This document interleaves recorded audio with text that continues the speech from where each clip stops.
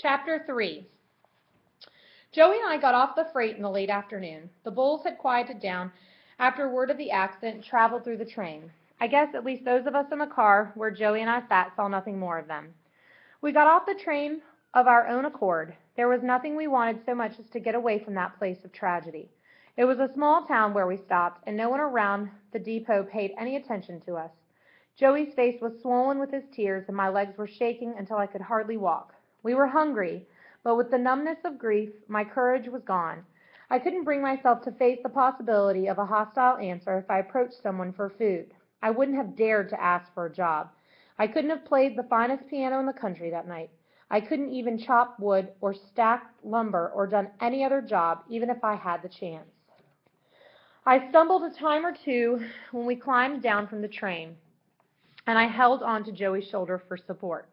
We walked along the track a little distance and sat down for a while, trying to make some plan for the night. One of the men who had climbed off the train stopped behind us. He and some of the others had gone into a small store beside the depot and had evidently bought a few groceries. He had a half a dozen cans of food in his arms.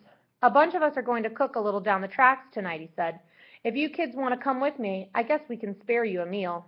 To refuse the food was plain madness on our part, but when I looked at Joey, he was shaking his head. I felt the same way. We were in too deep a shock for an evening with strangers.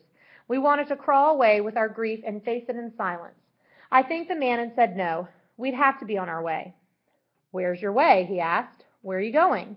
It was a reasonable question, but I had no answer. I just looked up at him and shook my head. "I thought so," he said. He took a can of beans and tossed it on the ground at Joey's feet. "Well, good luck, kids. You'd better hitchhike from now on. You'll never be any good on trains after this. And if you want my advice, you better hitchhike home to your folks if you've got any."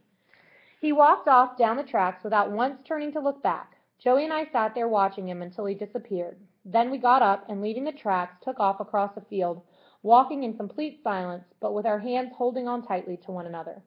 Never before had I been of so much worth to me. Never before had Joey been of so much worth to me as he was on that twilight trek across someone's brown field. I kept thinking, we're just two now. There's just Joey and me. Get used to it because Howie is gone. We're just two.